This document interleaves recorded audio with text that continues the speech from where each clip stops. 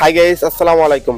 So ইনস্টাগ্রামে যাদের এরকম প্রবলেম দেখতে পাচ্ছেন, সেনসিটিভ কন্টেন্ট অর্থাৎ কোনো ভিডিও বা ফটো এরকম আসে যে দেখা যায় না, এরকম সমস্যা যাদের হয়েছে, আজকের ভিডিওতে আমি দেখাবো যে আপনারা এই প্রবলেমটা কীভাবে রিমুভ করবেন। ওকে, তো ফার্স্ট অফ অল আপনি চলে যাবেন আপনার ফোনের ইনস্টাগ্রাম ওপেন করবেন। তো ওপেন করার পরে এখানে দেখতে পাচ্ছেন এই যে থ্রি ডট আইকন, আপনার এই থ্রি ডট আইকনের উপরে একটি ক্লিক করে দিবেন। তো তারপরে একটু নিচের দিকে আসবেন, এখানে দেখতে পাচ্ছেন নিচের দিকে আসার পর আপনারা খুঁজে বের করবেন যে সাজেস্ট কন্টেন্ট, এই লেখাটা কিন্তু একটু ভালো করে দেখে নেবেন যে সাজেস্ট কন্টেন্ট। এই যে সাজেস্ট কন্টেন্ট দেখতে পাচ্ছেন, এটার উপর জাস্ট একটা প্রেস করে দিবেন। সো এখানে আসার পর দেখতে পাচ্ছেন যে আপনারা একটু নিচের দিকে আবারও রিসেট সাজেস্ট কন্টেন্ট, এইটার উপর কিন্তু জাস্ট একটা প্রেস করে দিবেন। এখন এখানে আপনারা নেক্সট বাটনে ক্লিক করবেন।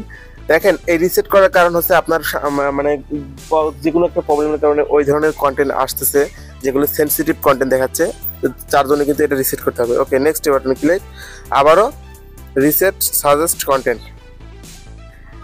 আবারও দেখেন এখানে লেখা আছে রিসেট সাজেস্ট কন্টেন্ট, মানে হচ্ছে যে আপনার এই যে কন্টেন্টগুলো ওইগুলো আসতেছিল যেগুলো দেখা যায় না, এই কন্টেন্টগুলো কিন্তু এখান থেকে রিমুভ হয়ে যাবে। ওকে, তো এই রিসেট কন্টেন্টের উপর ক্লিক করে দেওয়ার পর এই যে লাল রিসেট আবারও দেখতে পাচ্ছেন, এটার উপরে ক্লিক করে দিবেন। ওকে, এখন একটু লোডিং নিচ্ছে, তারপরে কিন্তু হয়ে যাবে। ওকে, হয়ে গেছে, জাস্ট এটা তো গেল। এখন আবারও আপনাদের এখানে যেতে হবে, জাস্ট এই যে প্রোফাইলের উপর একটা ক্লিক করবেন। তো তারপরে এখানে ব্যাক বাটনে ক্লিক করবেন। এখন আর একটা কাজ করতে হবে, সেটা হচ্ছে যে দুই নম্বর সেটিংটা হচ্ছে সেনসিটিভ কন্টেন্ট, দেখতে পাচ্ছেন এই সেনসিটিভ কন্টেন্টের উপর ক্লিক করে দিবেন। এখন আপনাদের এখানে এই যে আমার এখানে স্ট্যান্ডার্ড দেওয়া আছে, যদি লেন্স দেওয়া থাকে,